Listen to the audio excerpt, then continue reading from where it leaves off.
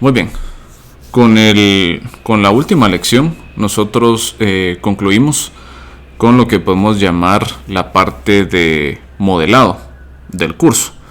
Y si bien pues hay muchos más detalles que discutir, ¿verdad? Y muchas particularidades a las que podríamos nosotros darles más tiempo en distintos tipos de aplicaciones en específico, ¿verdad? Como este es un curso pues bastante general, no vamos a entrar tanto en detalles de pues cómo se obtienen los modelos, sino que pues ya teniendo los modelos, pues qué podemos hacer nosotros con esto. Por ejemplo, para un poco más de detalle acerca de estos modelos de sistemas de cuerpos rígidos, perdón, pues los mecatrónicos van a estar viendo un poco más de esto en el curso de robótica 2. Por ejemplo, si estuviéramos nosotros viendo, no sé, o queriendo controlar procesos químicos, probablemente en algún curso de química podríamos desarrollar un poco más intuición de cómo modelar este tipo de sistemas. Pero pues ya con las nociones básicas que tenemos va a ser suficiente como para poder nosotros entender de dónde surgen este tipo de sistemas, tanto los sistemas pues no lineales como los sistemas LTI que vamos a estar trabajando pues en variables de estado. Lo que nos toca ver ahora es, dado que ya tenemos un sistema, cómo hacemos nosotros pues para analizarlo, es decir, ¿qué hacemos nosotros para determinar cuál va a ser el comportamiento del sistema? Si ustedes recuerdan, en control 1, en control clásico, nosotros hablábamos de dos tipos de análisis. Análisis de la respuesta estacionaria y análisis de la respuesta transitoria. Y veíamos cómo existía una relación fundamental entre los polos del sistema en su función de transferencia y la respuesta que iba a presentar ¿verdad? En el dominio del tiempo. Vamos a ver nosotros que pues para nuestro caso de sistemas en variables de estado, esas nociones se hacen un poco más borrosas. Para empezar, vamos a ver que aquí la respuesta transitoria no va a ser tan fácil de calcular. O sea, casi que la única forma que tenemos de encontrarla es ya sea resolviendo el sistema LTI, si es LTI, o bien aproximando numéricamente la solución del sistema no lineal y ver qué ocurre ahí. Ahora ya no tenemos esas aproximaciones sencillas que aplicaban para el caso de sistemas LTI SAISO. Y nos vamos a dar cuenta que también para el lado de la respuesta estacionaria, el concepto de estabilidad va a volver a ser muy relevante para nosotros. Pero resulta que vamos a ver que para el caso de variables de estado va a ser todavía más fundamental porque para empezar va a ser lo único en donde tengamos nosotros pues herramientas bien claras para poder determinarla, a diferencia de la respuesta transitoria. Bueno, para la respuesta estacionaria sí tenemos nosotros herramientas para analizar estabilidad y nos vamos a dar cuenta de que va a ser una noción todavía más fundamental de lo que nosotros creíamos para nuestros sistemas, especialmente para los sistemas no lineales, en donde vamos a tener nosotros que expandir un poco más las nociones que traíamos ya preestablecidas de estabilidad de lo que es teoría clásica de control. Entonces, en esta lección y en la siguiente vamos a dedicarnos nosotros a hablar de estabilidad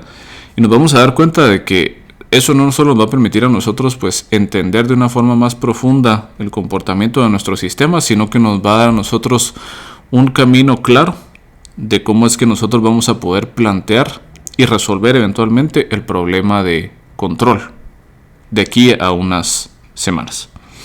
Muy bien. La discusión de estabilidad va a estar bastante alrededor, ¿verdad? Y va a aparecer mucho esta palabra de Lyapunov.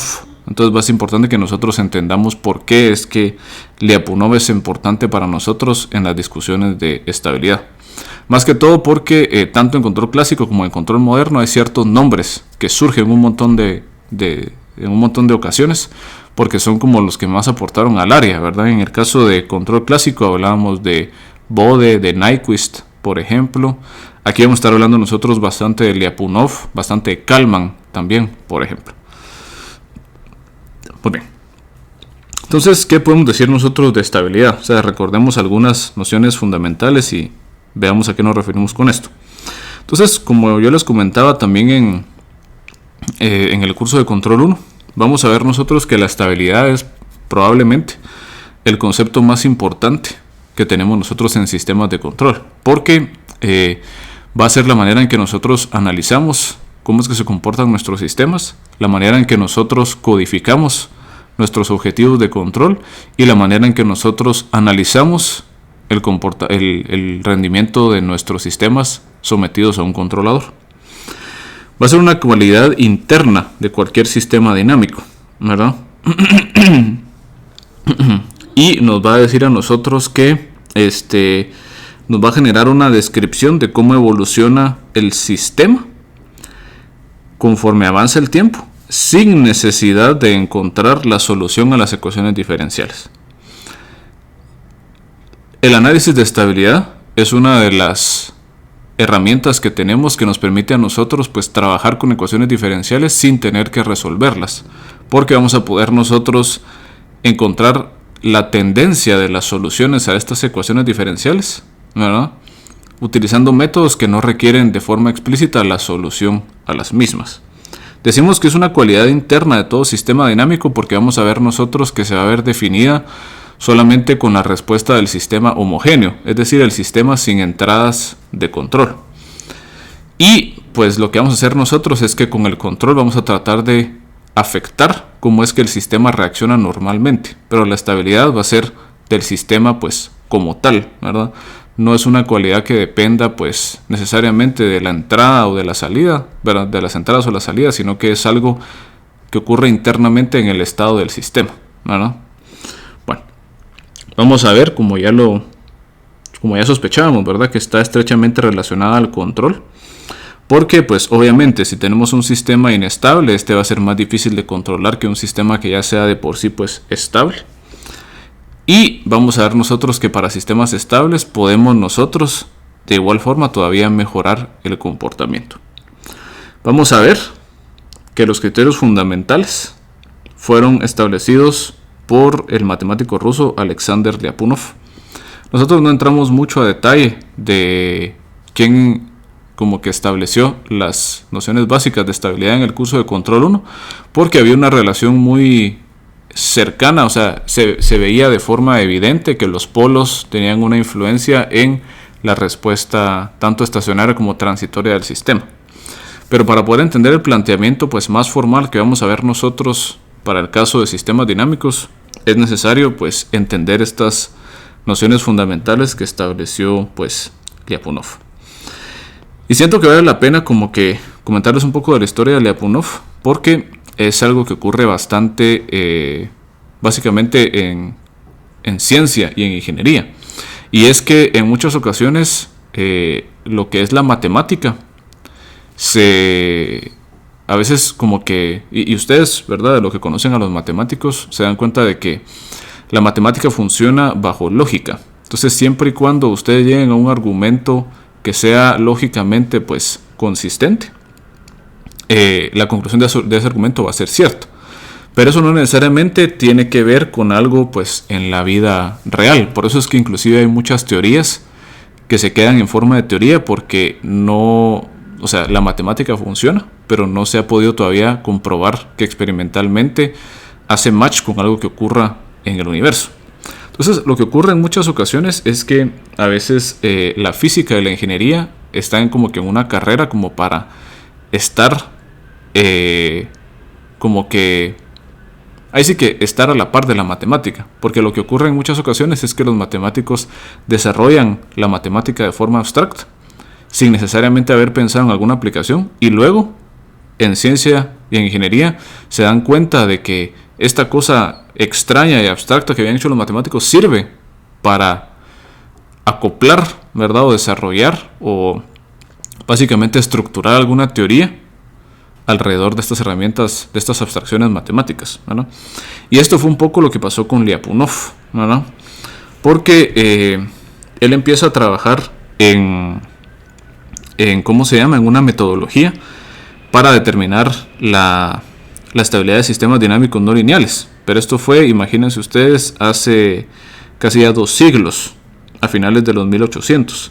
y él lo desarrolla como una forma de encontrar la estabilidad en barcos, básicamente. No era que decía, bueno, si los barcos, dependiendo de cómo esté diseñado el casco, si se ven pues perturbados por cierta cantidad de oleaje, cuánto los puede como que perturbar antes de que pues se den la vuelta y pierdan el equilibrio, ¿no?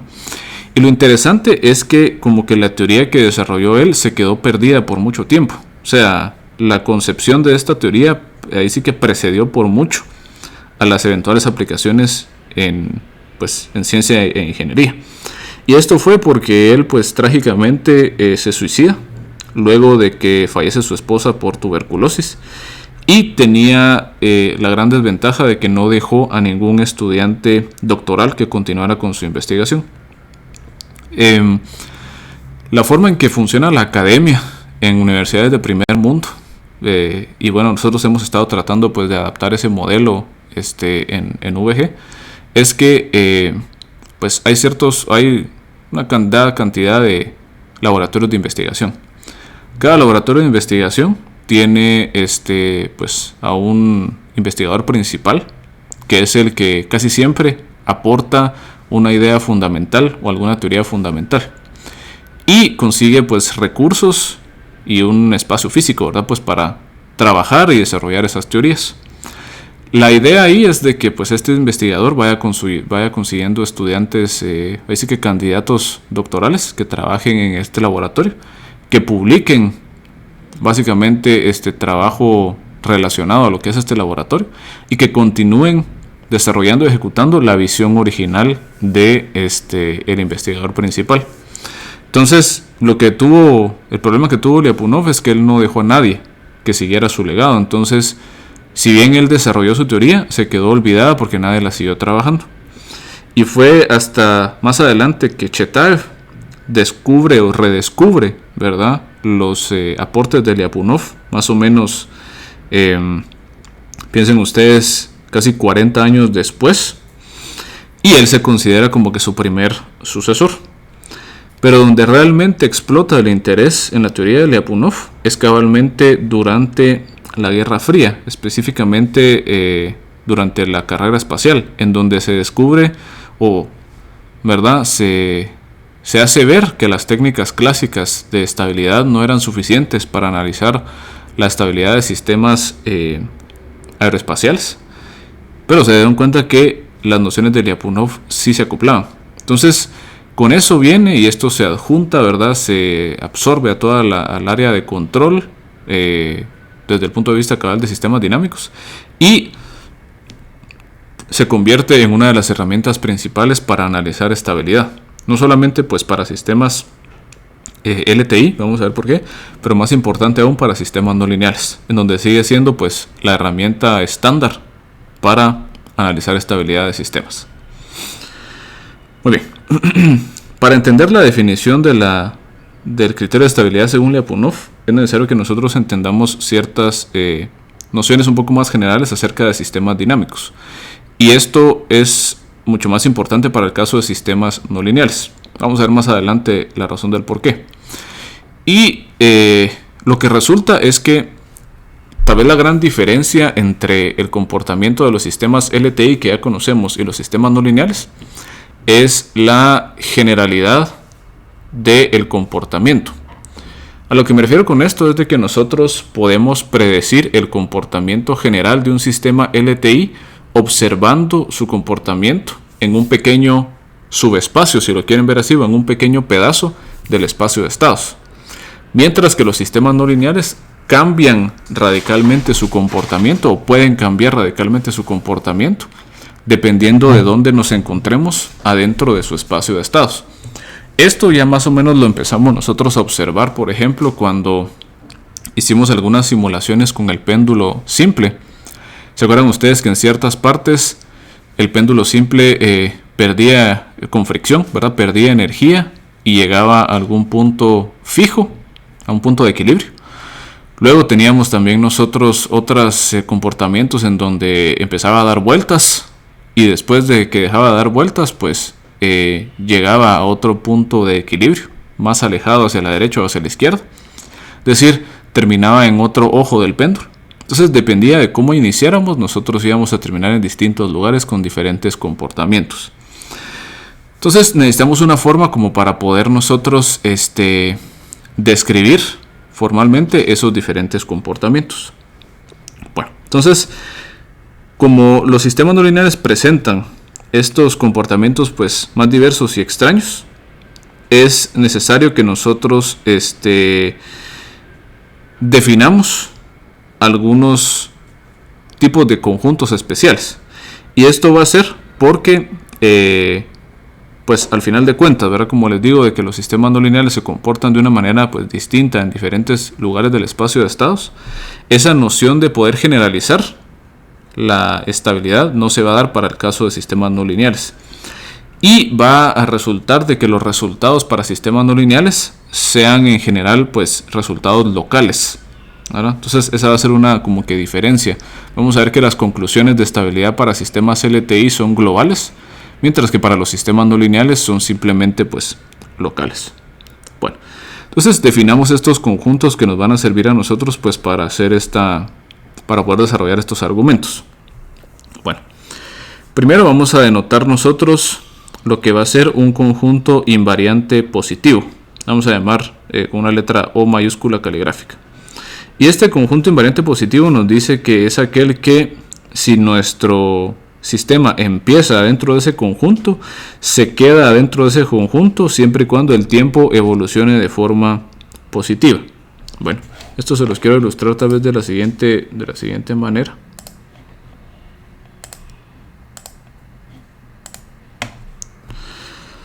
Lo que estamos diciendo acá es que si nosotros tenemos, por ejemplo, el espacio de estados de algún sistema dinámico, no lineal en este caso,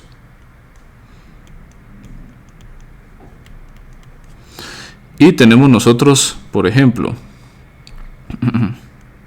un conjunto. Puede ser un conjunto pues cualquiera. Entonces este conjunto le estamos llamando nosotros el conjunto O. Lo que estamos diciendo acá es de que si nosotros empezamos acá, o sea, esta sería nuestra condición inicial, y el sistema se mantiene evolucionando de cualquier forma, pero se mantiene siempre adentro de este conjunto, entonces decimos nosotros que este conjunto O es un conjunto invariante positivo. Se le dice invariante porque si empieza ahí, se queda ahí, ¿verdad? O sea, la trayectoria es invariante con respecto del conjunto. Y decimos que es positivo porque esto está ocurriendo en tiempo positivo, ¿verdad? Podríamos definir también un conjunto invariante negativo, que sería el mismo comportamiento, pero al revés, ¿verdad? Cuando el tiempo está regresando o el tiempo está pues moviéndose al revés. Bueno, tenemos otra noción, otro conjunto que se llama un conjunto límite omega. Este conjunto límite omega es simplemente un conjunto invariante positivo O, pero que tiene cierta característica atractiva. ¿A qué me refiero con esto? Pues va a ser un conjunto que, bueno, un conjunto límite omega O es aquel al que una trayectoria tiende cuando el tiempo incrementa. Quiere decir que si nosotros definimos una norma o una distancia entre la trayectoria y el conjunto, esa distancia va a llegar a ser 0 eventualmente, ¿verdad? Este es un caso especial, ¿verdad? De un conjunto invariante pues positivo. Entonces vamos a decir nosotros que un conjunto límite omega es básicamente, y lo vamos a establecer, lo vamos a colocar aquí, básicamente un conjunto invariante positivo atractivo. Muy bien, entonces lo que estamos diciendo acá es que pues si tenemos nosotros igualmente, ¿verdad?, nuestro espacio de estados tenemos un conjunto pues por acá y tenemos que mi sistema empieza, por ejemplo, afuera de este conjunto. Entonces, si el sistema, por ejemplo, empieza a evolucionar y eventualmente entra a este conjunto y se queda adentro de este conjunto. Entonces decimos nosotros que este es un conjunto límite omega, ¿verdad? Quiere decir que es un conjunto invariante positivo atractor. Podríamos nosotros ver básicamente de que este tiene cierta como que fuerza de atracción que hace que las trayectorias se acerquen a él, ¿verdad? Y si entran a este conjunto, pues se quedan en ese conjunto indefinidamente, ¿verdad? Entonces es básicamente un conjunto invariante positivo, pero que tiene esa característica de ser pues un atractor, ¿verdad? Atrae a nuestras trayectorias, ¿no? Esto va a ser el caso, ¿verdad? En tiempo positivo. Es decir, conforme el tiempo avanza, nos acercamos y eventualmente, ¿verdad? Entramos, puede ser que entremos en tiempo finito o puede ser que sea en tiempo infinito. O sea, que en el infinito lleguemos a estar adentro del conjunto o que luego de cierto tiempo t igual a t1 ya estemos nosotros adentro de este conjunto. Como digamos es un conjunto que es como que un final, o se da esa noción como que de finalidad, por eso es que se llama límite omega, ¿verdad? Ahí sí que esta es una notación pues como que bíblica, ¿verdad? Alfa y omega. Y esto se los menciono porque existen también los conjuntos límites alfa. Esos conjuntos límites alfa son básicamente los que funcionan igualmente a los límites omega, pero en el tiempo negativo. Lo podemos ver de esa manera. O digamos que de forma, este sería un conjunto límite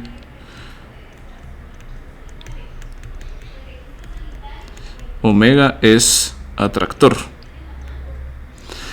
Y digamos que un conjunto límite alfa, pero un conjunto límite omega es atractor. Y el conjunto límite alfa es un conjunto, pero repulsor, ¿verdad? Porque estamos viendo nosotros que se presenta un comportamiento idéntico al de un conjunto límite omega, pero al revés en el tiempo. Quiere decir que conforme nosotros regresamos en el tiempo, eventualmente entramos a el conjunto invariante positivo, ¿verdad? O al conjunto invariante al final de cuentas.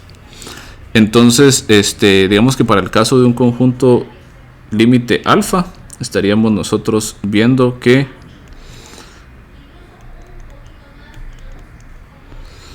tenemos aquí igual nuestro conjunto O. Entonces estaríamos viendo nosotros el siguiente comportamiento. Vamos a poner nosotros en tiempo positivo en rojo y en tiempo negativo en verde. Entonces en tiempo negativo nos estaríamos dando cuenta nosotros pues que si empezamos acá presenta cabal el comportamiento de un conjunto límite pues omega, ¿verdad? Pero como en el tiempo pues negativo. Pero en el tiempo positivo nos vamos a dar cuenta de que lo que está ocurriendo aquí es que realmente pues empezamos acá y estamos haciendo esta trayectoria, o sea, nos estamos yendo hacia afuera. Entonces en tiempo negativo es un atractor, pero en tiempo positivo es un repulsor. Entonces en tiempo positivo estaríamos viendo nosotros un comportamiento que como que el conjunto está alejando a la trayectoria de sí mismo. Muy bien. Esto debería de empezarles a dar a ustedes ciertas nociones de, bueno, o sea, aquí puedo hablar de que algo va a ser inestable porque se va a hacer infinito, algo que va a ser tal vez pues asintóticamente estable porque se acerca a algún valor. Y precisamente para eso vamos, ¿verdad? Muy bien. Vamos a ver que existen varios ejemplos de nuestro interés de estos distintos tipos de conjuntos, ¿verdad? Tanto de los conjuntos invariantes positivos como los conjuntos límite omega. El primer ejemplo que tenemos es el de un conjunto invariante positivo que se llama una órbita periódica. En este caso vamos a ver nosotros que la trayectoria retorna al punto de inicio luego de cierto tiempo t. Esto nos da a nosotros entonces soluciones periódicas. Vamos a decir que estos son básicamente, y lo vamos a denominar aquí, estos son trayectorias periódicas aisladas. Periódicas aisladas. Y básicamente, como nos dice que es un conjunto invariante positivo, nos dice que si el sistema empieza adentro de esta trayectoria periódica, entonces se mantiene en esa trayectoria periódica. Muy bien. Veamos un ejemplo al respecto. Nos pasamos a MATLAB. Y el ejemplo más fácil de poder observar es simplemente pues nuestro péndulo simple sin fricción. Bueno, el péndulo simple sin fricción, nos vamos a dar cuenta nosotros que si empieza en una trayectoria periódica, se va a quedar en esa trayectoria periódica. Ojo, esto es el caso para el péndulo simple sin fricción. O sea, porque al no tener fricción nos damos cuenta de que tiene un intercambio perfecto entre energía potencial y cinética. Entonces se queda oscilando con la misma amplitud, con la misma velocidad. Entonces nos damos cuenta de que sin importar en dónde empecemos en esta trayectoria periódica, nos quedamos en esa trayectoria periódica. ¿Vale? Entonces nos damos cuenta cómo es que tanto si nosotros evaluamos, por ejemplo, las variables de estado, en este caso, nos damos cuenta del comportamiento periódico, como si nosotros evaluamos en el espacio de estado, nos damos cuenta que esto se ve como una trayectoria, como un ciclo cerrado, básicamente, donde nosotros nos damos cuenta fácilmente que si empezamos en cualquiera de estos puntos, nosotros seguimos, ¿verdad?, adentro de esta trayectoria. Ojo, ¿verdad? Y esto sí, porque vamos a hablar más adelante de otro tipo de trayectoria periódica, pero va a ser una trayectoria periódica atractiva. Aquí no estamos diciendo nosotros absolutamente nada acerca de si esta es una trayectoria atractiva o repulsiva, porque esto es simplemente un conjunto invariante positivo. Quiere decir que si empezamos adentro de la trayectoria, nos quedamos en la trayectoria. Si yo empiezo afuera de la trayectoria, no sé qué va a ocurrir. En este caso particular del péndulo, si yo empiezo afuera de la trayectoria, yo obtengo otra trayectoria periódica, que no es la misma que tenemos acá, pero es una trayectoria periódica como tal. Muy bien. Les quiero mostrar otro ejemplo, ¿verdad? Este ejemplo es el de el sistema donde está el satélite planar orbitando a la Tierra. Y digamos que uno podría decir, bueno, en mi simulación yo veo que aquí se forma una trayectoria periódica, ¿verdad? Entonces podría decir, bueno, esto es una órbita periódica.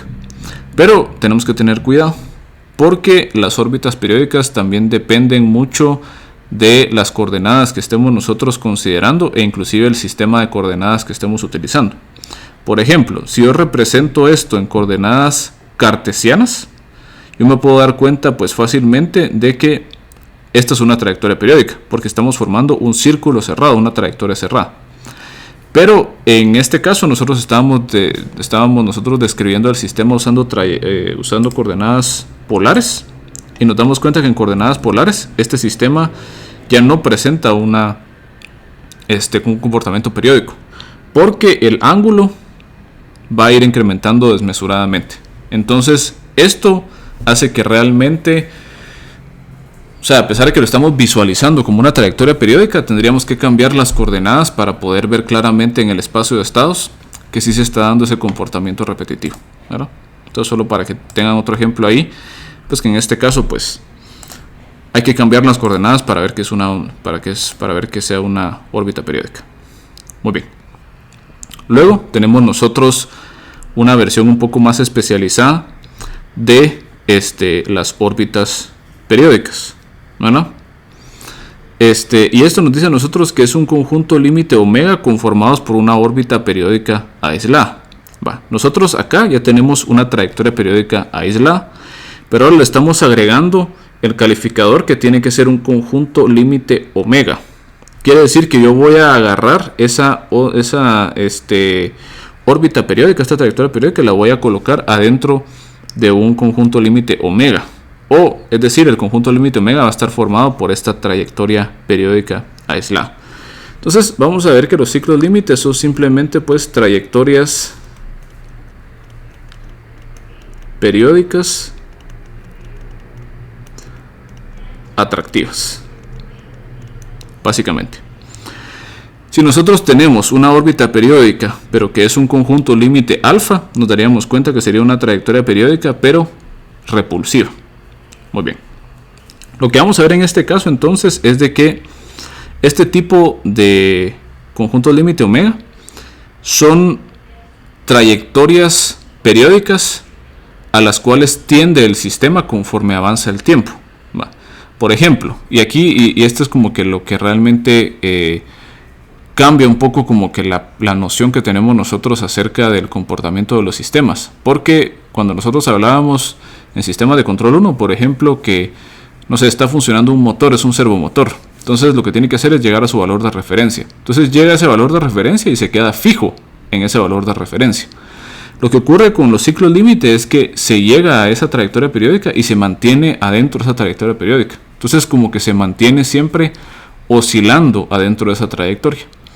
Esto va a hacer que surja una noción como que de estabilidad dinámica, es decir, de estabilidad pero en movimiento. Esto es, por ejemplo, lo que ocurre, por ejemplo, cuando están diseñándose controladores para algún robot cuadrúpedo que esté corriendo, por ejemplo, o que esté galopando, que esté trotando, o un robot humanoide bípedo que esté corriendo.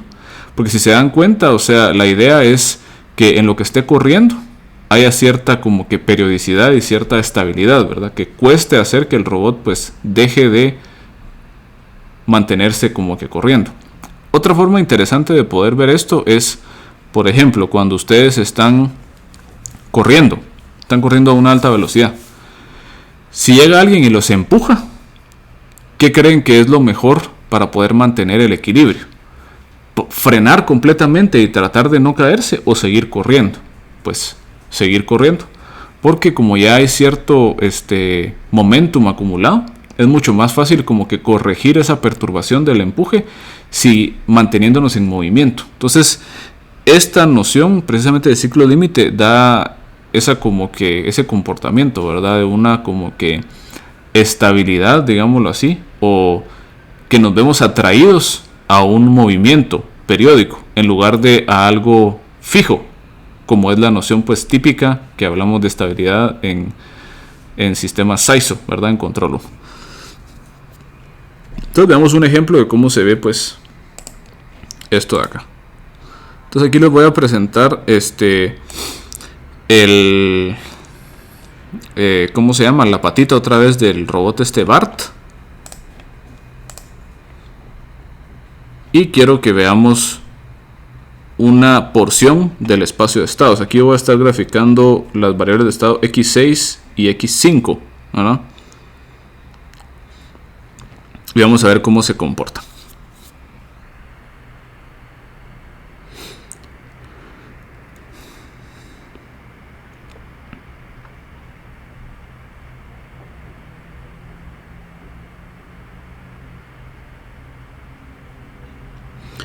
Muy bien, entonces nos damos cuenta de que empezamos aquí con una trayectoria un poco pues arbitraria, pero después conforme el sistema empieza a operar, a oscilar, como que nos empezamos a establecer en una única órbita periódica, ¿verdad? O sea, esta de aquí que estamos viendo por acá es una órbita periódica, pero nos damos cuenta que si empezamos afuera de esta órbita periódica, o sea, en el caso del péndulo, teníamos que empezar sobre esta trayectoria periódica para poder seguir la trayectoria periódica. Pero en el caso de esta pata, nos damos cuenta de que si empezamos afuera de esta trayectoria periódica, la trayectoria periódica atrae, ¿verdad?, a nuestro sistema para que entre a esta trayectoria, ¿verdad? Como que el sistema tiene un periodo en donde como que se está ajustando y luego ya encuentra, ¿verdad?, o se sintoniza a este comportamiento periódico. Entonces, esto de acá es lo que se conoce como un ciclo límite, ¿verdad? Se conoce precisamente como ciclo límite porque en el límite, cuando el tiempo tiende a infinito, el sistema tiende a presentar este comportamiento, ¿verdad? Podríamos ver también el comportamiento, pues un comportamiento contrario, y que podría ser que esta trayectoria sea repulsiva, es decir, que cuando el sistema empiece cercano a esta trayectoria, que se vea alejado de esta trayectoria. Esas repulsivas no nos van a servir a nosotros mucho, sino que más van a ser estas de acá, porque vamos a ver que es posible con estas pues codificar comportamientos de control o comportamientos de un sistema pues más sofisticados, ¿verdad? Por ejemplo, cabalmente cuando un robot esté corriendo, podemos nosotros pues codificar ese comportamiento mediante un ciclo límite, para ponerles un ejemplo, ¿verdad? Muy bien.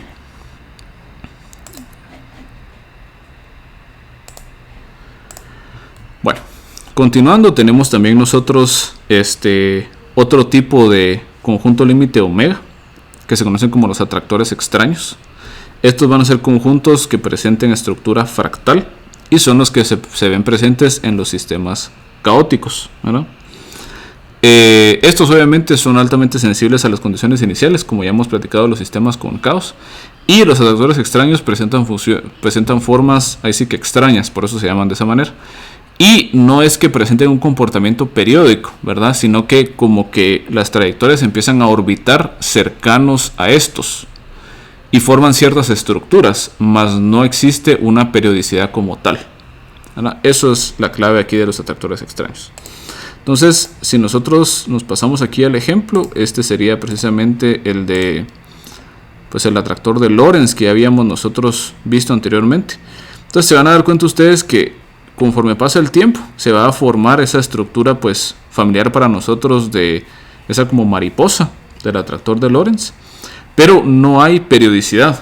O sea, se ve como cierto patrón de comportamiento, cierta estructura, ¿verdad? Precisamente ese atractor de estructura fractal, porque si se dan cuenta pues el sistema no evoluciona de forma desmesurada y se va hacia el infinito, sino que se mantiene como que orbitando cercano de esta estructura como mariposa, pero no hay un patrón repetitivo, ¿verdad? Esa es la clave. O sea, como no hay un patrón repetitivo, no podemos decir nosotros que sea un ciclo límite.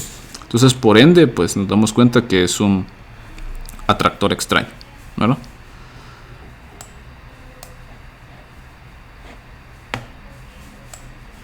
¿No? Entonces, tiene cierta estructura, ¿verdad? Y si nosotros corriéramos otra vez esta simulación, vamos a obtener una figura no igual, pero con una forma parecida. Entonces ese sería nuestro atractor extraño. No presenta periodicidad, ¿verdad? Pero sí nos da a nosotros ahí cierta estructura, ¿verdad? Y que el sistema pues se mantiene orbitando cercano a esa estructura, ¿verdad? Muy bien, esos no nos van a interesar a nosotros pues de sobremanera, porque por lo general nosotros vamos a estar codificando como que objetivos de control adentro de estos tipos de conjuntos. Y obviamente, ¿verdad? El caos es una característica que presentan los sistemas, pero para nosotros, al menos al momento de diseñar, no es una característica que sea pues de beneficio. Entonces es más que todo pues para conocerlo, pero no es como que nos vaya a estar sirviendo pues directamente. Y finalmente tenemos nosotros a los más fundamentales e importantes para nosotros en este curso en particular, que van a ser los puntos fijos o de equilibrio, ¿no? Estos van a ser casi que los conjuntos límite omega más sencillos posibles, porque están formados por un único punto, ¿no? Y en ese punto pues el sistema va a dejar de evolucionar en el tiempo. Entonces nos vamos a dar cuenta de que pues sí son un conjunto invariante positivo, porque si el sistema empieza en el punto fijo, se queda en el punto fijo. Es la definición del punto fijo, ¿verdad? Si empezamos ahí, nos quedamos ahí. Y si además es un conjunto límite pues omega, lo que implicaría es que es un punto atractor, ¿verdad? O sea, si es un conjunto límite omega, diríamos que es un punto atractor. Mientras que si fuera, por ejemplo, un conjunto límite alfa, estaríamos hablando nosotros de un punto repulsor. Entonces, igual, ¿verdad? Aquí ya van tomando forma estas nociones como de estabilidad, ¿verdad? Muy bien. Entonces, tenemos nosotros que va a ser como que el conjunto en donde originalmente se planteó el criterio de estabilidad de Lyapunov, y es como lo vamos a ver nosotros, ¿verdad? Porque es el que más se parece a lo que nosotros hemos venido haciendo típicamente en control, ¿verdad? Estos otros tipos de conjuntos más sofisticados, ¿verdad? Son más difíciles de trabajar, y nosotros pues Vamos a hablar un poco al respecto de ellos, pero pues los vamos a olvidar un poco, ¿verdad? Porque ya son pues más sofisticados y requieren de otras técnicas. Mientras que vamos a ver nosotros que esto de puntos de equilibrio va a ser bien fácil nosotros como que incorporar lo que ya sabemos, generalizarlo un poco y caer a esta noción de puntos de equilibrio pues atractores o repulsores. El ejemplo con este tal vez es el más sencillo porque podemos ver nosotros, por ejemplo, un péndulo simple pero ahora con fricción, en donde sabemos nosotros que pues si empezamos en algún punto, la fricción va a hacer que el sistema empiece a perder energía y eventualmente lleguemos nosotros, en este caso particular, a el punto de equilibrio que está situado en el origen, en donde cuando el péndulo llega a ese punto ya no se mueve de ese punto, ¿verdad? Se queda eventualmente en este punto. Entonces, para este caso nos damos cuenta de que este punto estaría siendo un punto de equilibrio, pero atractor, porque el sistema se ve atraído a o sea, empezamos cercanos y el sistema se ve atraído a Caso distinto sería, por ejemplo, si nosotros inicializáramos este sistema, pero con una condición inicial, básicamente verticalmente hacia arriba, porque en ese caso pues tendríamos nosotros ya lo que es un péndulo invertido y pues nuestra intuición nos dice a nosotros que la tendencia a este sistema sería el de caerse, es decir, se vería alejado de ese punto de equilibrio y por ende, a pesar de ser un punto de equilibrio, sería pero un punto repulsor, es decir, que aleja a las trayectorias del sistema de ese punto pues en particular. Bueno, entonces ya bajo estas nociones podemos nosotros pues establecer lo que va a ser el criterio de estabilidad de Lyapunov, ¿no? Entonces vamos a decir nosotros que para lo que se conoce como la estabilidad en el sentido de Lyapunov tenemos nosotros tres distintos casos: asintóticamente estable, inestable y estable, ¿no? Van a ser los tres mismos casos que teníamos nosotros para control 1, solo que una gran cosa de distinción es que estos van a ser condiciones locales. Quiere decir que, a diferencia de lo que hablábamos en control 1, ¿verdad? Donde decíamos nosotros, el sistema completo es asintóticamente estable, el sistema completo es marginalmente estable, el sistema completo es inestable. Esa caracterización se la vamos a dar ahora, pero a sistemas dinámicos, pero a cada punto de equilibrio. O sea, yo no voy a poder decir este sistema no lineal es inestable, sino que yo voy a decir este sistema no lineal cercano de este punto es inestable, o este sistema no lineal cercano a este punto es asintóticamente estable. Es decir, estas nociones de estabilidad para sistemas no lineales son solamente locales, ¿no? Van a haber casos en donde sí podamos garantizar cierta generalidad o cierta globalidad de estos puntos, pero en general vamos a ver que son condiciones locales de estabilidad. Muy bien, entonces solo les quiero, pues aquí está el dibujo, pero quiero como que rederivarlo para tenerlo un poco más claro, ¿verdad? Y para tener bien claro a qué nos estamos refiriendo pues con esto. Entonces veamos, y tenemos nosotros cabalmente tres situaciones. En las tres situaciones vamos a considerar nosotros que acá está nuestro punto de equilibrio. Y vamos a ver que los argumentos que se utilizan en este caso son argumentos similares a los que ustedes usaban para definir continuidad. Son argumentos delta epsilon, básicamente. Entonces, vamos a definir para todos los casos una esfera n-dimensional. Acuérdense que esto lo estamos representando de forma planar, pero realmente todo esto es en espacios n-dimensionales. Entonces vamos a definir nosotros una esfera n-dimensional que denote un vecindario, ¿verdad? O una región cercana a estos puntos de equilibrio. Vamos a decir que esta esfera va a tener radio delta, básicamente. Entonces tenemos delta delta y radio delta. Muy bien. Y lo que vamos a hacer nosotros es que vamos a iniciar adentro de los conjuntos denotados por estos vecindarios conformados por estas esferas n-dimensionales o estas pelotas, digamos así, estas básicamente así como esferas, ¿verdad? Estos vecindarios n-dimensionales de radio delta.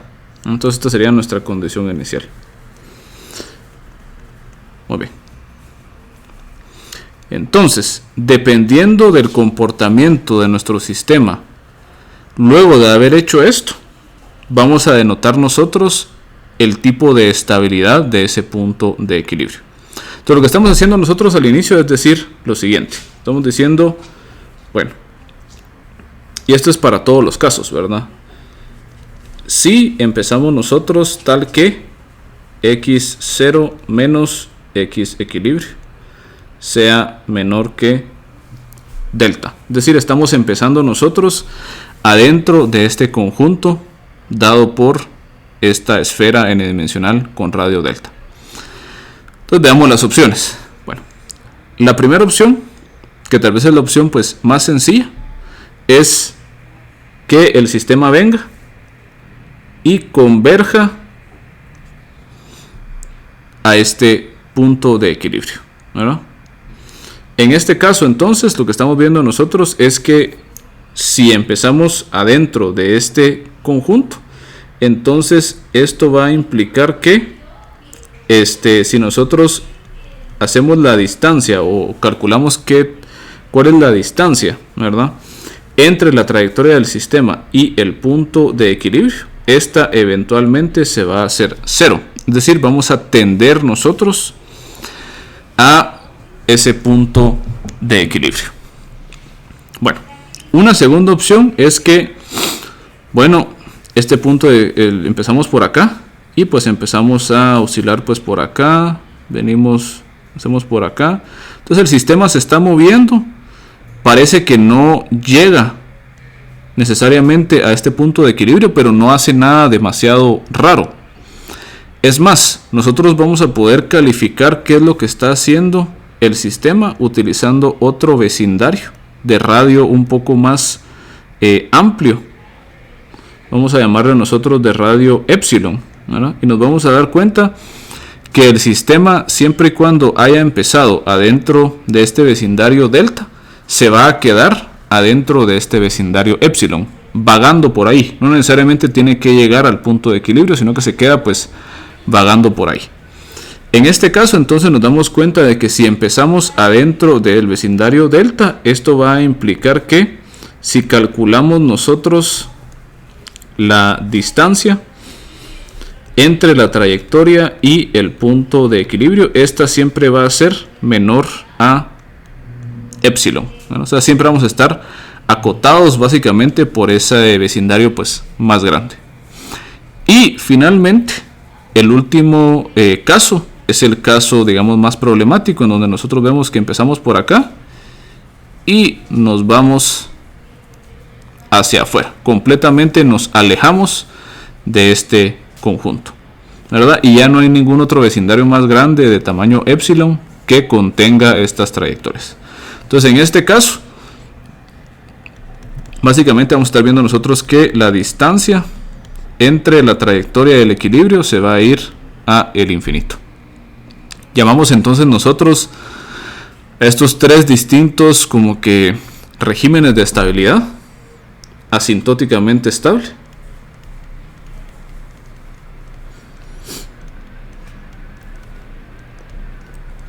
y tenemos que colocarle aquí un modificador a esto bien claro, y es que esto va a ser localmente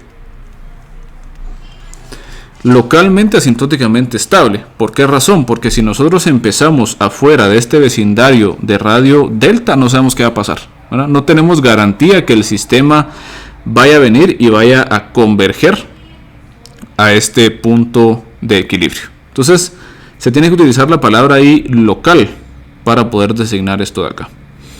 Este otro régimen sería marginalmente estable, pero realmente le llamamos nosotros solamente estable. Vamos a ver más adelante cuándo es que le llamamos nosotros marginalmente o críticamente estable, pero este solamente es un régimen estable, porque, o sea, ni convergemos al punto de equilibrio ni nos vamos a hacer infinito, entonces es simplemente estable. Esto igual pueden ustedes llamarlo pues localmente estable, porque no sabemos qué ocurre luego de, o sea, no sabemos nosotros, por ejemplo, si empezamos en el vecindario de radio epsilon, realmente no sabemos qué va a pasar. Tenemos que empezar adentro del vecindario de radio delta, pues para poder garantizar que esto está funcionando bien. Y el último, pues es simplemente inestable. Y también podríamos llamarle nosotros, pues localmente, aunque no se suele hacer, ¿verdad? Pero podemos llamarle nosotros localmente, pues inestable, porque va a ser una característica que sea solo, pues local a el sistema. ¿Bueno? Muy bien. Y precisamente eso es lo que nosotros establecemos acá, ¿bueno?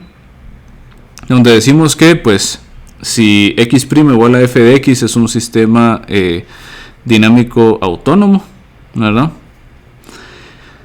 Con condición inicial x sub 0 y con un punto de equilibrio en x equilibrio. Entonces el punto de equilibrio es localmente estable si para cada epsilon mayor que 0 existe un delta mayor que 0, tal que, ¿verdad? Lo que habíamos hablado. Asintóticamente estable si es estable y además cumple con estas cuestiones de acá. Inestable si no es estable. Y tenemos una última clasificación, aunque esto es simplemente un tipo de estabilidad asintótica que se llama exponencialmente estable, que nos dice a nosotros que no solamente el punto de equilibrio es asintóticamente estable, sino que la convergencia hacia ese punto es exponencialmente rápida, ¿verdad? O sea, podemos acotarla mediante una función exponencial. Entonces, digamos que tenemos asintóticamente estable y exponencialmente estable es como asintóticamente estable plus, porque es una mejor forma de converger, ¿verdad?, a ese punto de equilibrio, ¿verdad? O sea, un sistema asintóticamente estable se podría tardar, qué sé yo, años en llegar al punto de equilibrio, mientras que un exponencialmente estable llegaría mucho más rápido, ¿verdad? Exponencialmente más rápido. Entonces esa es como que la clave que tenemos ahí. Muy bien.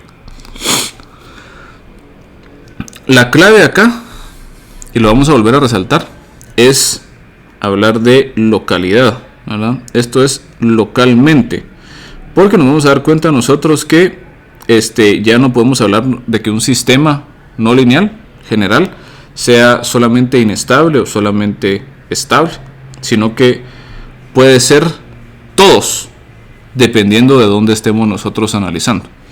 Les pongo un ejemplo en particular. Digamos que aquí tenemos nosotros pues el espacio de estados, el espacio de estados de algún sistema pues no lineal. Y vamos a colocar varios puntos de equilibrio. Vemos que por acá, pues por acá, tal vez como por acá.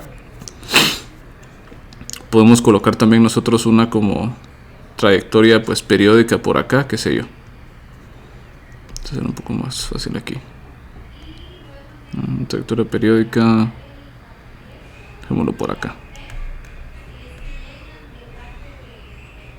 Ahí estamos, excelente. Muy bien, entonces podemos darnos cuenta de que pues estos puntos de equilibrio e inclusive la trayectoria periódica pueden tener diferentes tipos de estabilidad.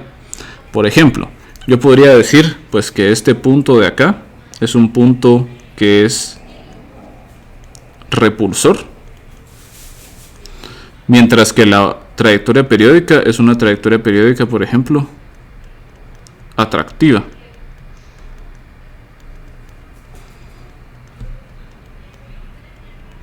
Podría decir que este de acá es un punto de equilibrio pues atractivo. Este no va a ser ni atractivo ni repulsivo. Dejémoslo por ahí. Este va a ser repulsivo, por ejemplo.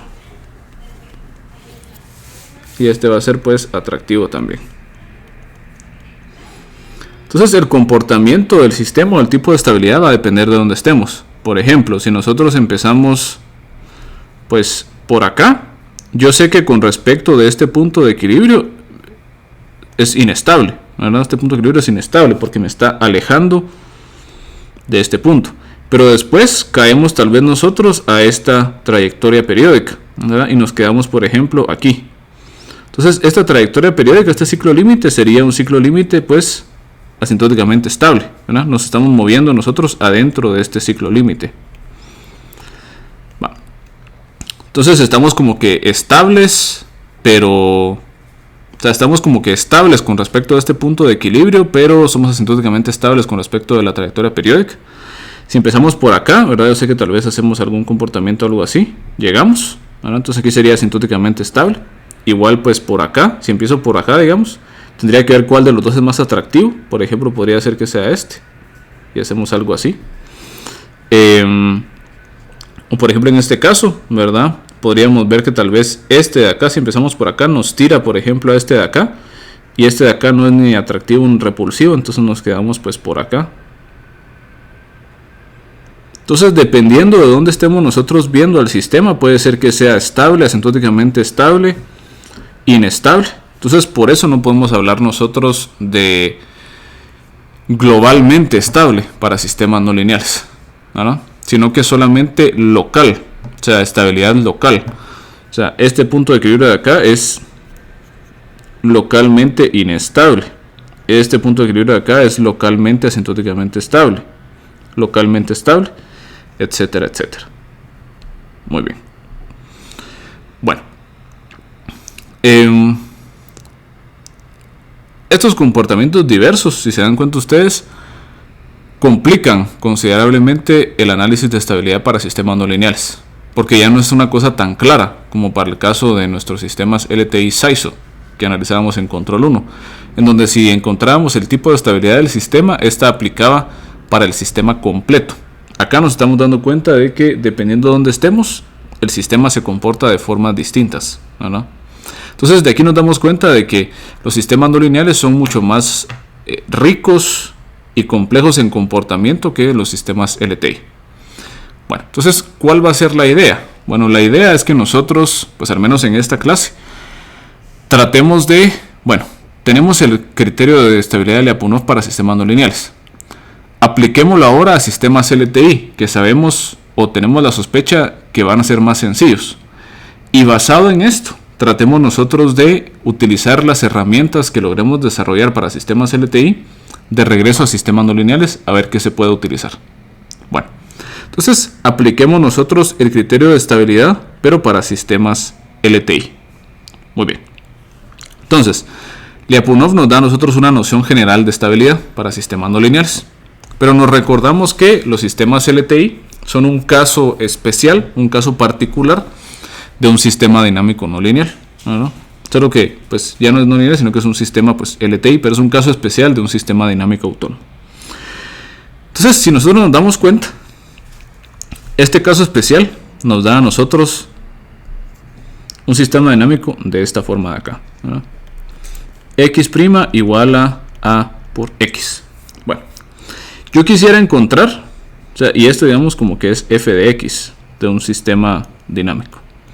Yo lo que quisiera encontrar es un punto de equilibrio. O sea, lo que quisiera encontrar es f de x equilibrio igual a 0. Esto para el sistema LTI nos damos cuenta de que toma la forma a por x equilibrio igual a 0. Entonces, al momento que nosotros tratamos de resolver esta ecuación lineal, nos damos cuenta que hay solamente dos opciones. O el punto de equilibrio x equilibrio es igual a 0, o el punto de equilibrio x equilibrio es parte del espacio nulo de A. Vamos a descartar la opción del espacio nulo de A. Esa la vamos a analizar en dónde es que ocurre, ¿verdad? O para qué sirve esto. Y vamos a asumir de que si esto es igual a 0, no es por el espacio nulo de A, sino que va a ser específicamente porque el punto de equilibrio es igual a 0. Quiere decir que nosotros de aquí vamos a concluir que x en el equilibrio es igual a 0. Lo interesante de esto es que si ustedes se dan cuenta, por la simplicidad del sistema LTI, no existen otros puntos de equilibrio adicionales a este X equilibrio igual a 0. Es decir, este punto de acá es el único punto de equilibrio que existe para nuestro sistema LTI. Entonces, la ventaja de esto es la siguiente. Si yo sé que mi sistema, yo sé que la estabilidad de los sistemas, realmente la estabilidad no es de un sistema, sino que es de un punto de equilibrio. Entonces, para nuestros sistemas no lineales, nosotros evaluamos la estabilidad de cada uno de los puntos de equilibrio. Sin embargo, al llegar a los sistemas LTI, nos damos cuenta que estos poseen un único punto de equilibrio. O sea, los sistemas LTI solamente tienen el punto de equilibrio X equilibrio igual a 0. Entonces, como solamente tienen un único punto de equilibrio, si yo logro caracterizar la estabilidad de ese único punto de equilibrio, yo sé qué está pasando con el sistema de forma global, de forma completa. ¿Por qué? Porque ya no hay más puntos de equilibrio. Quiere decir que en el caso de un sistema LTI no se puede presentar algo así, donde existan varios puntos de equilibrio y que cada uno presente una estabilidad distinta. ¿Por qué? Porque para empezar, nuestros sistemas LTI solamente poseen un único punto de equilibrio. Entonces no se puede dar esta combinación de comportamientos. Bueno, la segunda cosa es que si solamente hay un punto de equilibrio, entonces las conclusiones que haga para ese punto de equilibrio son conclusiones generales para el sistema completo, dado que solamente presenta un punto de equilibrio. Entonces vamos a poder nosotros concluir que para sistemas LTI toda condición de estabilidad es global, porque solamente existe un punto de equilibrio, ¿verdad? Es decir, hablar de la estabilidad del punto X igual a 0 es equivalente a hablar de la estabilidad del sistema completo, porque el sistema ya no presenta más puntos de equilibrio. Esto se va a cumplir para todo sistema LTI sin ninguna excepción. Entonces, esa es la gran ventaja de los sistemas LTI. Inclusive para el caso general MIMO que estamos hablando, pues ya para un sistema LTI en variables de estado, nos damos cuenta que se cumple que las conclusiones de estabilidad para este tipo de sistemas van a ser siempre globales. Muy bien. Entonces, vamos a ver entonces ya para hablando de forma concreta. Vamos a decir que para el sistema LTI homogéneo, en este caso, el punto de equilibrio X equilibrio igual a 0 o el origen es globalmente, exponencialmente, asintóticamente estable. Sí y solo si la parte real del lambda es menor que 0 para todo lambda que pertenece al espectro de A.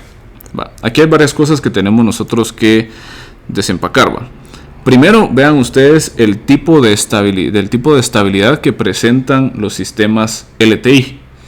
No solamente presentan estabilidad asintótica global, es decir, que sin importar en dónde empiece el sistema LTI en el espacio de estados, siempre converge al punto de equilibrio, sino que la convergencia a ese punto de equilibrio va a ser exponencialmente rápida.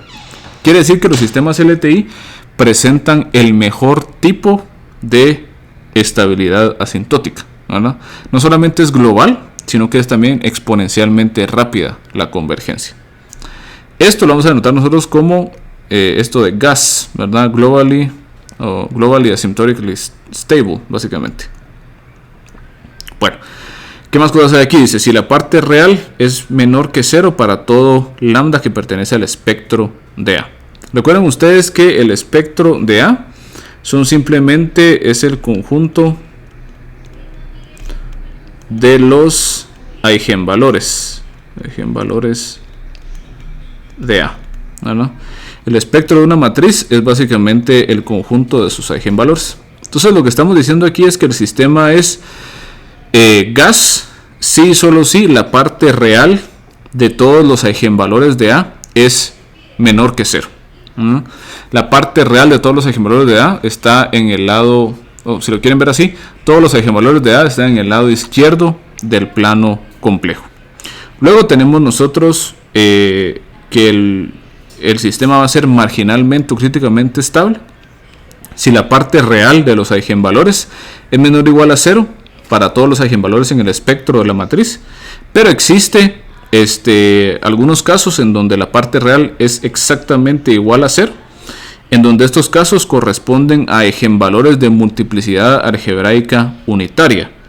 Esto es básicamente lo que hablábamos nosotros anteriormente en control 1, ¿verdad? Si tenemos un par de polos imaginarios conjugados, esos eigenvalores tienen multiplicidad algebraica unitaria, porque si bien son dos eigenvalores, tienen asociados como que el mismo eigenvector, básicamente. Entonces, si se cumple eso, tenemos nosotros que el sistema es marginalmente estable.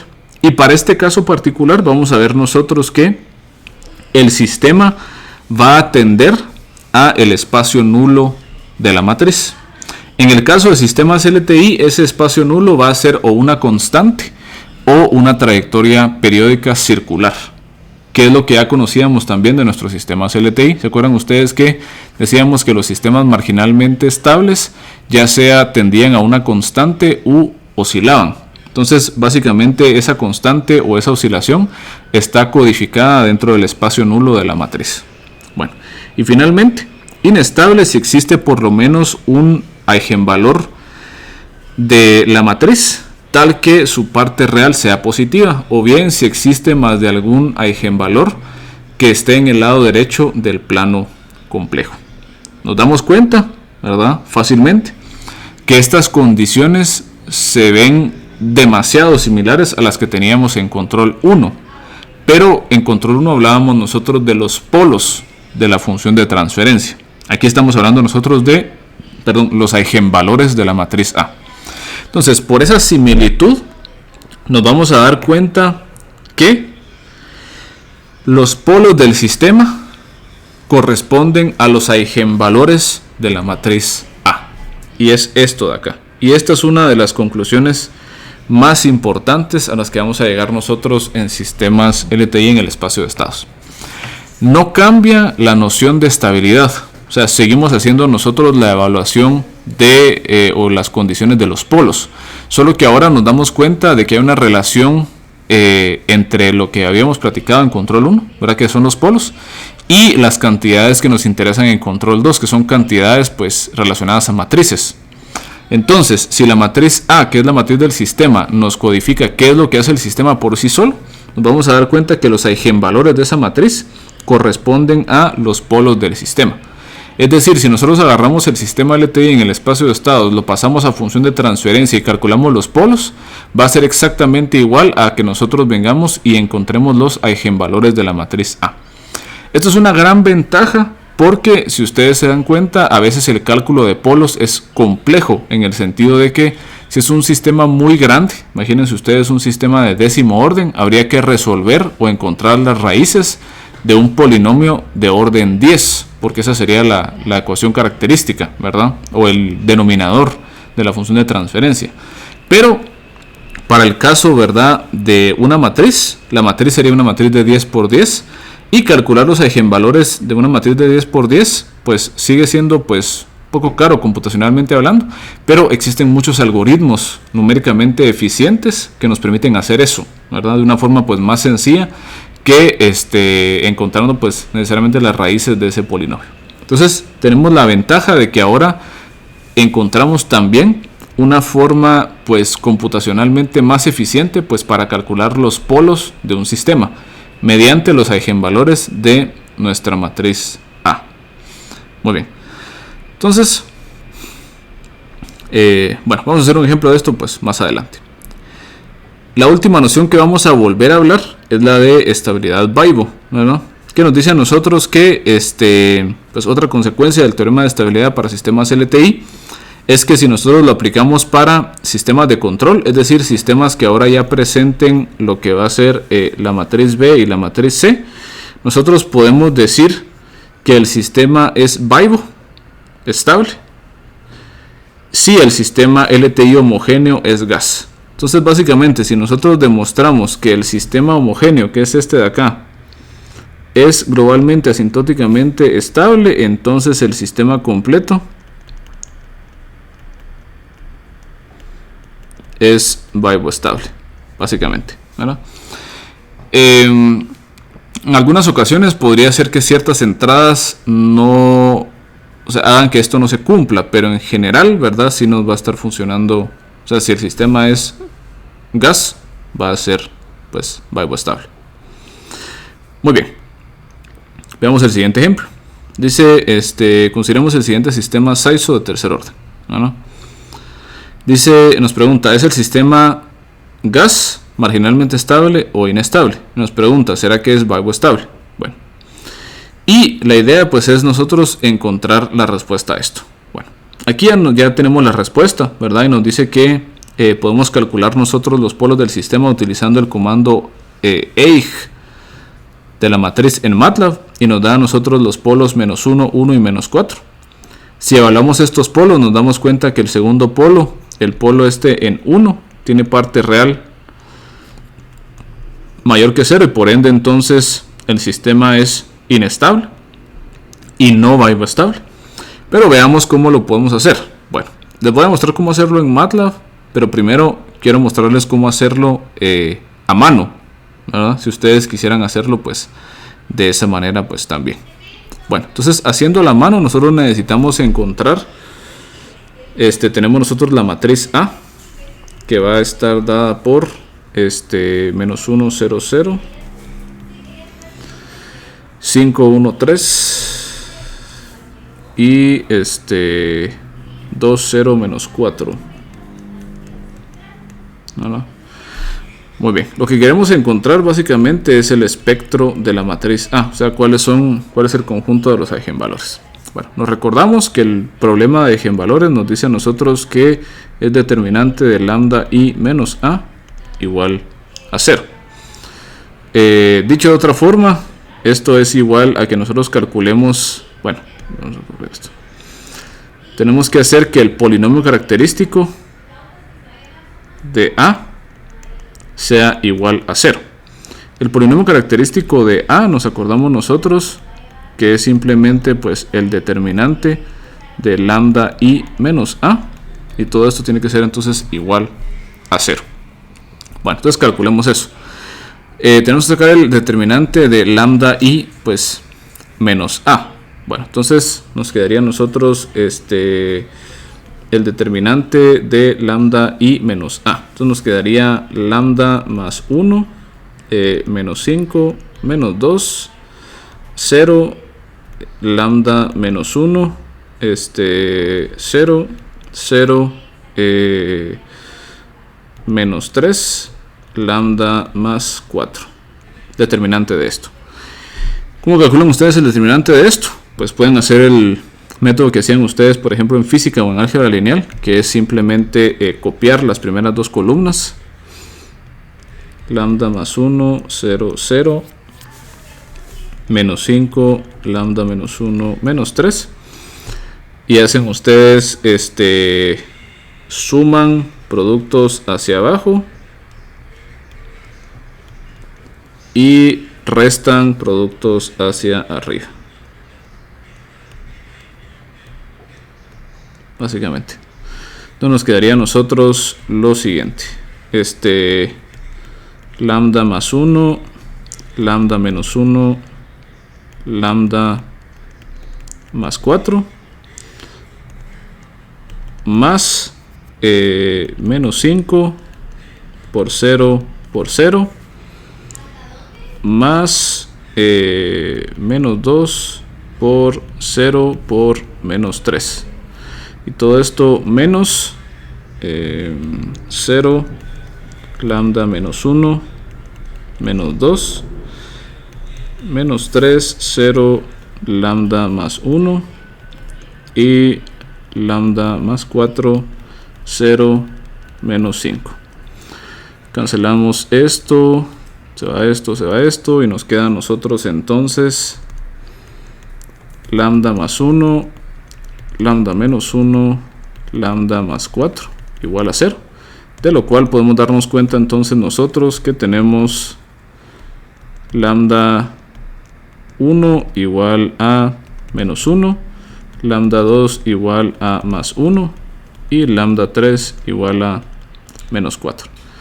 El espectro entonces de la matriz es simplemente pues el conjunto de nuestros eigenvalores, pues menos 1 más 1 menos 4, de lo cual nos damos cuenta de que este es problemático porque tiene una parte real mayor que 0 y por ende el sistema es inestable y no viable estable. Bueno, y ahí estaríamos con eso. Bueno, sistemas de 3×3 sería a lo sumo lo que les pediría yo calcular a mano, porque todavía el determinante es fácil de calcular, ¿no? Sistemas de 4×4 y demás, ya a puro MATLAB, básicamente. Bueno, veamos en MATLAB cómo podemos hacer esto. Vamos a dar cuenta que es extremadamente sencillo. Venimos nosotros y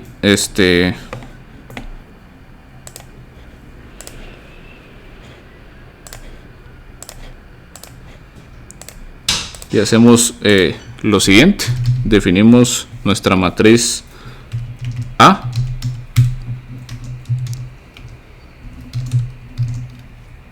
La matriz A tenemos nosotros que es menos 1, 5, 2. Menos 1, 5, 2. Tenemos nosotros que va a ser 0, 1, 0. Y finalmente 0, 3, menos 4. Y utilizamos el comando EIG de la matriz A para calcular los polos. ¿No? Entonces tenemos nosotros menos 4, menos 1, menos 4 y 1, del cual el problemático es el polo en 1, ¿verdad?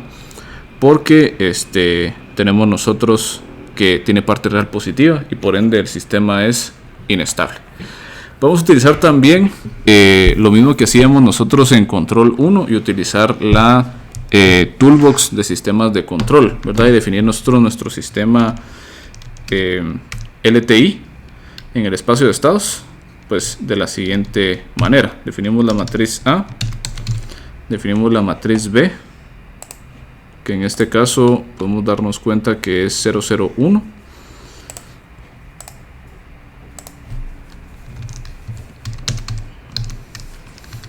Vamos a definir una matriz C solo de prueba.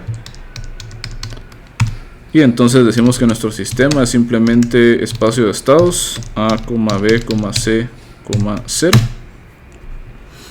Aquí podemos nosotros calcular, utilizar por ejemplo comando poll, que le mandamos aquí sys, nos saca los polos, ¿verdad? Entonces igual de sencillo que para el caso de funciones de transferencia, o podemos preguntar de una vez si el sistema es estable. Is stable, le mandamos ahí sys y nos dice en este caso que no, ¿verdad?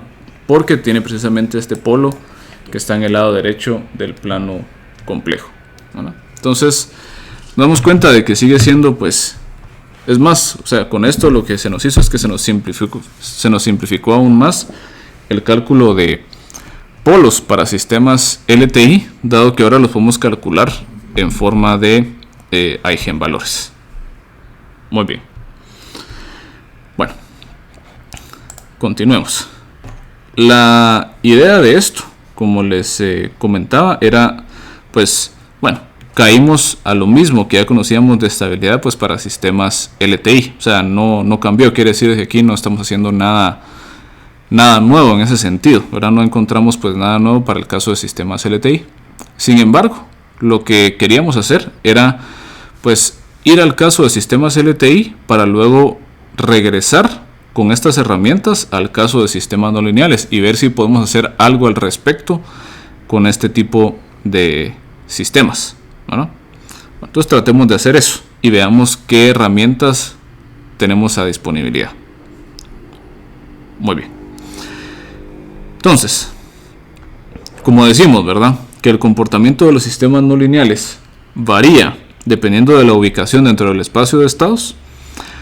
Sabemos nosotros que va a ser complejo hablar de su estabilidad. Y es más, ¿verdad? Hablar de estabilidad de sistemas no lineales es tal vez uno de los problemas más complicados al momento de diseñar controladores para sistemas no lineales. Porque para poder garantizar o para poder verificar y mostrar que este tipo de controladores, o sea, si tenemos cierto controlador no lineal, si queremos mostrar que va a funcionar para cierto sistema, tenemos que demostrar de que al colocar ese controlador, el sistema en lazo cerrado va a ser asintóticamente estable, básicamente, ¿verdad? Vamos a ver ya un poco más formalmente esto cuando empecemos a hablar de control, ¿verdad? Pero ya pensando hacia ese momento, nos vamos a dar cuenta de que al final el rol del control va a ser precisamente hacer que algún punto de equilibrio sea atractivo para el sistema. Entonces, si yo no puedo mostrar que el controlador en efecto hizo que ese punto de equilibrio se vuelva asintóticamente estable, yo estoy perdido porque no puedo mostrar que mi controlador funcione. Por ende, estas pruebas de estabilidad van a ser fundamentales al momento de querer pues proponer y evaluar el comportamiento de un sistema de control pues no lineal. Vamos a ver que, sin embargo, a pesar de la dificultad de esto, vamos a tener nosotros a disposición dos métodos bastante útiles, ¿no?, para poder determinar la estabilidad local de puntos de equilibrio y en general de conjuntos límite omega, si lo quieren ver ustedes así, o de conjuntos invariantes positivos dentro del espacio de estados para sistemas no lineales. Uno de estos métodos va a utilizar la intuición que nosotros estamos obteniendo a partir de sistemas LTI, y el otro método va a ser un método un poco más analítico, matemático, que trata de plantear el problema de estabilidad, pero más desde un punto de vista para sistemas no lineales, ¿verdad? Y corresponde al método que desarrolló originalmente Lyapunov. Entonces, estos dos métodos que vamos a nosotros a hablar de forma introductoria, ¿verdad?, van a ser el método indirecto de Lyapunov y el método directo de Lyapunov. El método directo de Lyapunov es el que yo les digo que fue el que desarrolló pues Lyapunov, y va a utilizar nociones como de energía, más o menos como lo que podríamos analizar nosotros en física, ¿verdad? Que si un sistema eventualmente pierde energía, podemos decir nosotros que el sistema va a dejar de moverse. Entonces se utiliza una intuición similar para poder plantear este método directo de Lyapunov y encontrar la estabilidad de conjuntos límites, si lo quieren ver así, utilizando estos argumentos, ¿verdad? Que si el sistema se queda sin energía eventualmente, vamos a decir de que está siendo pues de alguna manera pues estable. Vamos a hablar un poco más al respecto de este método directo en la siguiente lección. Ahora vamos a tener una pequeña introducción a este método directo de estabilidad de Lyapunov. El método indirecto, sin embargo, lo podemos nosotros establecer de una forma bien sencilla ahorita que ya vimos estabilidad para sistemas LTI, porque este método nos va a permitir a nosotros en esencia poder concluir acerca de la estabilidad de un punto de equilibrio de un sistema no lineal a través de la estabilidad de un sistema LTI. Ese sistema LTI que vamos a utilizar para concluir acerca de la estabilidad del sistema no lineal va a ser un sistema linealizado, ¿verdad? Va a ser la aproximación del sistema no lineal, que de lo que habíamos platicado hace un par de semanas, pues las linealizaciones como que representan o aproximan bastante bien a los sistemas no lineales, siempre y cuando estén cercanos al punto de equilibrio o punto de operación. Entonces vamos a valernos de ese hecho, en esencia, pues para poder nosotros concluir acerca de la estabilidad del sistema no lineal. Vamos a ver de que esto va a ser posible mediante uno también de los teoremas más importantes en el área también de sistemas LTI, o bueno, relación de sistemas LTI con sistemas no lineales, que es el teorema de Hartman-Grofman, ¿no? Este teorema, como que establecerlo de forma formal o de manera formal es difícil, porque requiere pues conocimientos de lo que es topología algebraica, topología diferencial, en el sentido de la topología es la matemática que tiene que ver con espacios y sus transformaciones. Entonces es un poco pues complicado de describir de forma o de manera como que técnica, pero el resumen es el siguiente. nos dice a nosotros que el comportamiento local de un sistema dinámico no lineal alrededor de un punto de equilibrio hiperbólico es cualitativamente el mismo que el de su linealización alrededor de dicho punto de equilibrio. Esto igual no es como que fácil de procesar, pero es mucho más fácil que hablar, digamos, de este teorema en forma técnica. Y lo que nos dice a nosotros esto en esencia es de que a una escala pequeña la linealización y el sistema no lineal van a ser prácticamente idénticos. Y esto es una cosa bien como que, ¿cómo te digo?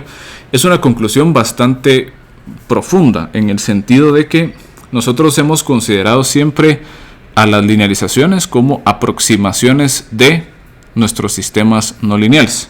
En el sentido de que sí decimos, o sea, es una representación más o menos acorde o más o menos buena del sistema no lineal, siempre y cuando estemos nosotros suficientemente cercanos del punto de equilibrio, ¿verdad? O el punto de operación que nos interesa.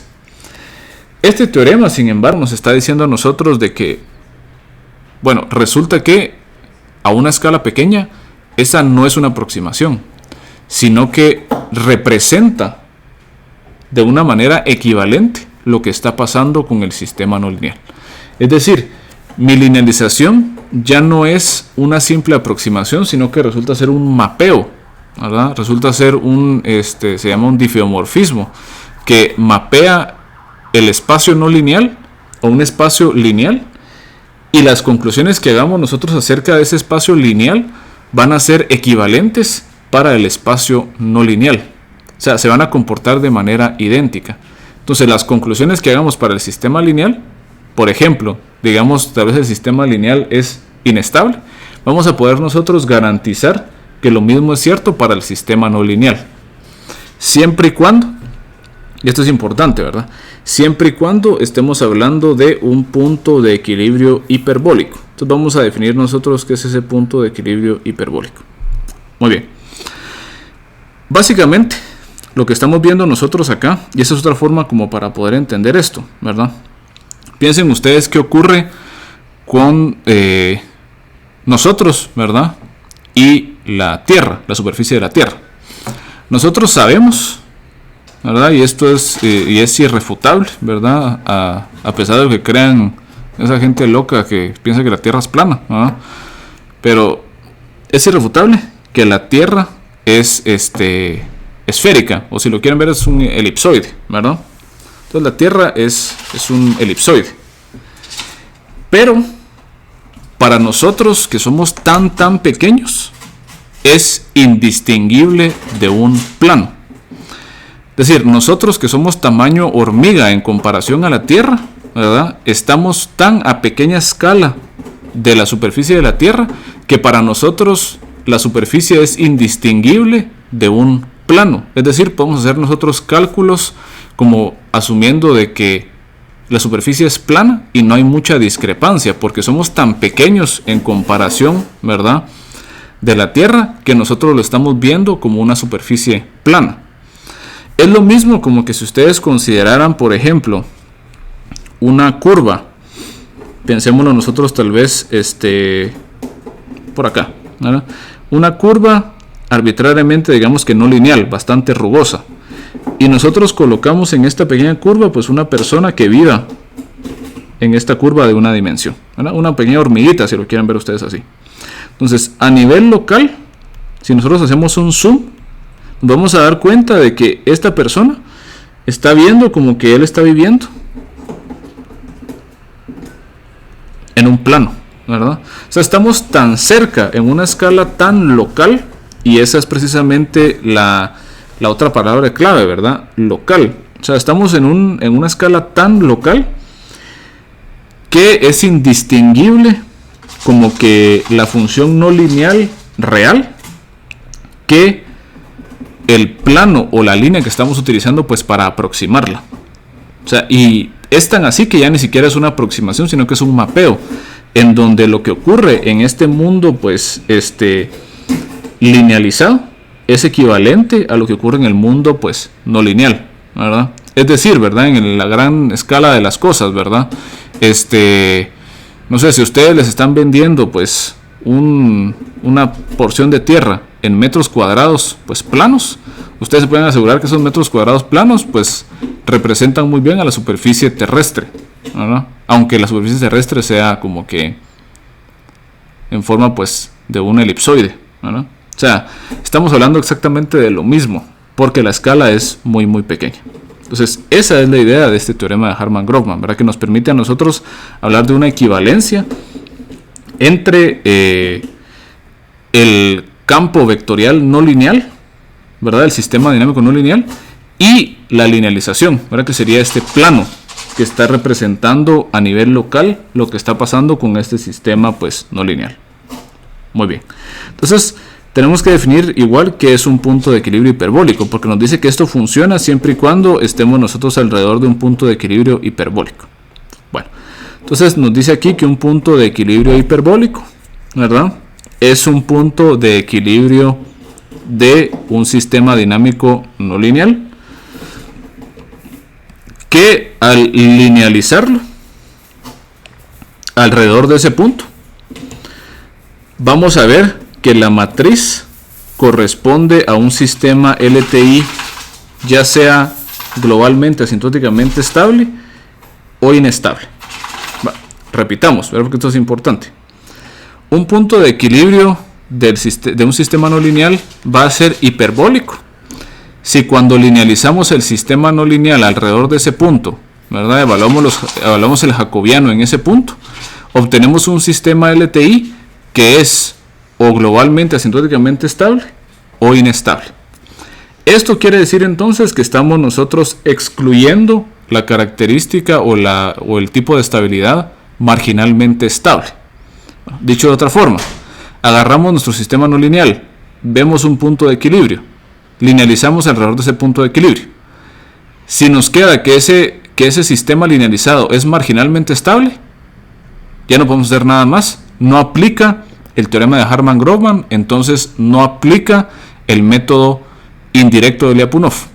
¿Qué tenemos que hacer? Aplicar el método directo de Lyapunov. No nos queda de otra, ¿no? O sea, no nos queda a nosotros de otra con esto. Muy bien. Sin embargo, si el punto de equilibrio resulta ser gas o inestable, entonces nosotros nos damos cuenta que sí aplica Harman-Grobman y podemos nosotros utilizar sin problemas el método indirecto de Lyapunov. ¿Y qué nos dice entonces el método indirecto de Lyapunov? Nos dice que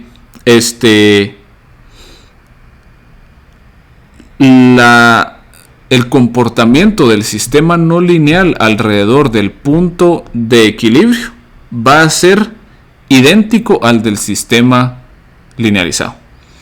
Quiere decir que si el sistema linealizado es inestable, el punto de equilibrio del sistema no lineal es inestable también. Y que si el punto de equilibrio del sistema linealizado, si el sistema linealizado es globalmente asintóticamente estable, entonces el sistema no lineal es localmente asintóticamente estable alrededor de ese punto de equilibrio. Entonces se presenta aquí el resumen del método indirecto de Lyapunov. Bueno, escogen el punto de equilibrio del sistema no lineal que quieran ustedes evaluar. Encuentran la linealización del sistema alrededor de ese punto. Luego determinan ustedes si el punto de equilibrio es hiperbólico. Bueno, si la linealización del sistema corresponde a un sistema LTI gas, entonces el punto de equilibrio del sistema no lineal es localmente asintóticamente estable. O sea, se va para arriba a la conclusión. Si agarro el sistema no lineal, punto de equilibrio, linealizo, veo si es LTI gas, entonces concluyo para arriba que el sistema no lineal alrededor de ese punto es localmente asintóticamente estable. Si la linealización corresponde a un sistema inestable, igual concluyo hacia arriba y digo, bueno, el sistema LTI es inestable, entonces el sistema no lineal alrededor de ese punto es inestable también.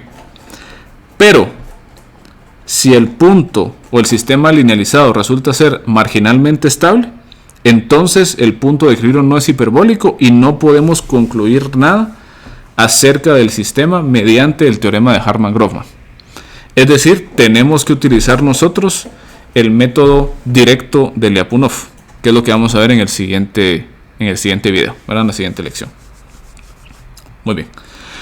Pero tenemos suerte, ¿verdad? Porque ya con esto logramos nosotros pues encontrar básicamente un método que funciona para 2 de los 3 casos de estabilidad. Sin embargo, es un poco, tiene cierto truco ahí también, ¿verdad? Porque va a resultar de que algunos casos que resulten marginalmente estables y que no se puedan aplicar a Harman-Grove, el método directo nos va a decir que eran asintóticamente estables. Entonces, como que puedo concluir que si el sistema linealizado es gas, entonces el punto de equilibrio del sistema no lineal es gas, pero no al revés. Es decir, que si el sistema no lineal tiene un punto de equilibrio localmente asintóticamente estable, no puedo decir con certeza que el sistema linealizado va a ser gas, ¿verdad? Entonces, eso hace necesario que también nosotros consideremos el método directo de Lyapunov al final de cuentas, ¿verdad? Muy bien. Terminemos entonces con un ejemplo, ¿verdad? Bueno, el ejemplo aquí del péndulo invertido. Muy bien. Entonces tenemos nuestro sistema dinámico no lineal. Tenemos ahí los 2 puntos de equilibrio. Uno que sería verticalmente hacia arriba, ¿verdad? En este caso, verticalmente hacia arriba es el punto x1, donde estamos en 0, 0. Y verticalmente hacia abajo es pi, 0, que estamos verticalmente hacia abajo. Si nosotros linealizamos alrededor del primer punto de equilibrio, obtenemos nosotros este sistema de acá, ¿verdad? Este sería nuestro sistema pues linealizado. Básicamente ese sería el problema que hicimos nosotros en la lección de linealización, ¿verdad? Agarramos nuestro sistema, linealizamos, encontramos aquí nuestra linealización local alrededor de x1. ¿Y cómo hacemos para evaluar si el sistema no lineal es asintóticamente estable localmente o inestable? O ¿cómo hacemos nosotros para determinar qué tipo de estabilidad tiene el sistema no lineal? Pues vamos a agarrar nosotros esta matriz y le vamos a calcular los eigenvalores. Entonces hagamos un ejemplo en particular, ¿verdad? Digamos nosotros que vamos a calcular el caso cuando tenemos nosotros qué sé yo, m igual a 1, L igual a 1, B igual a 0.5, G igual a 9.81, ¿verdad? Bueno, entonces pasémonos nosotros a MATLAB, ¿verdad? Y veamos qué ocurre con este sistema.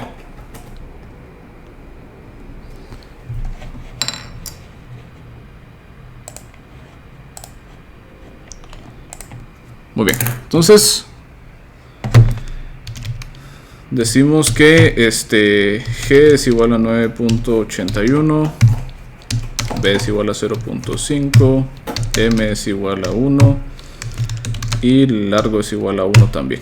Entonces nuestra matriz A en este caso estaría siendo, por ejemplo, 0,1 G sobre L menos B sobre M por L al cuadrado. Muy bien, ¿qué hacemos? Calculamos los eigenvalores de A y nos queda a nosotros 2.89 y menos 3.39. Este tiene parte real menor que 0, pero este tiene parte real mayor que 0. ¿Cuál es la conclusión entonces? Bueno, el sistema linealizado es inestable. Entonces, utilizando el método indirecto de Lyapunov o con base en el teorema de Harman-Grove, podemos decir nosotros que, concluyendo para arriba, el sistema no lineal es inestable alrededor de este punto de equilibrio, ¿no? Entonces, como la conclusión del sistema linealizado es que es inestable, por ende el sistema no lineal alrededor de x1 igual a 0, 0 es inestable o localmente inestable, si lo queremos ver de esa forma.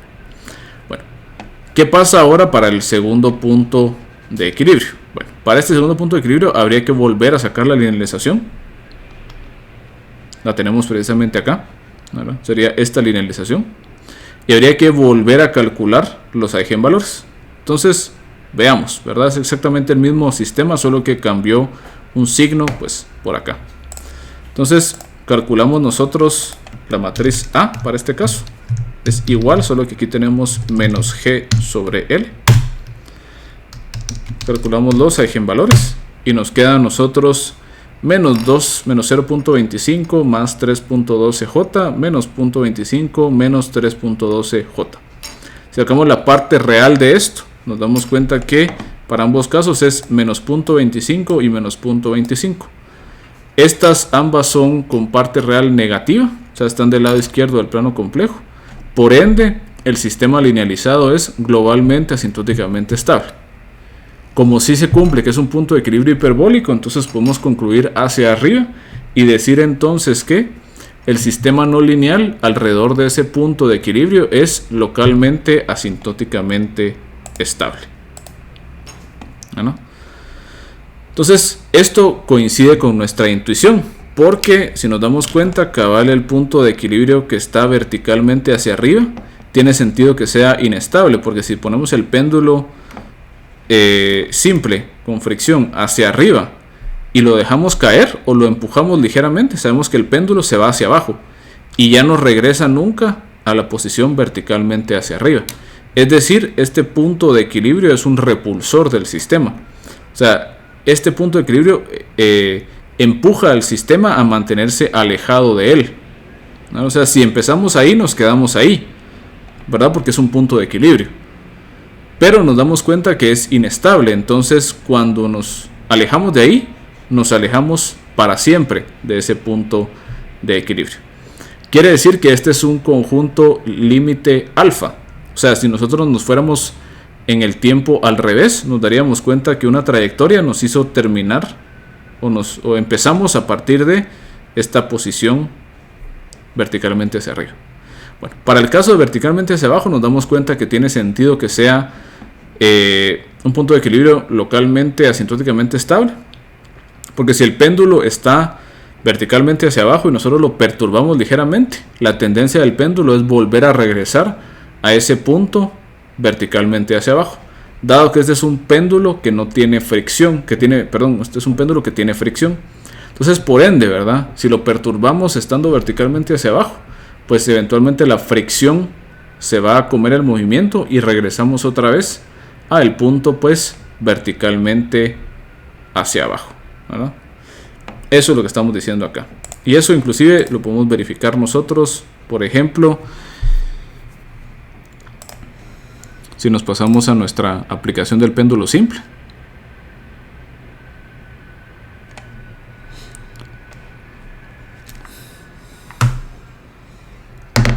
Pues sí nos podemos dar cuenta pues fácilmente, si colocamos fricción, vamos a colocar nosotros de condición inicial, por ejemplo, 0.5. Vamos a dar cuenta que eventualmente nos quedamos aquí en el equilibrio. Si estando en el equilibrio perturbamos un poco, ¿verdad? Y decimos nosotros, bueno,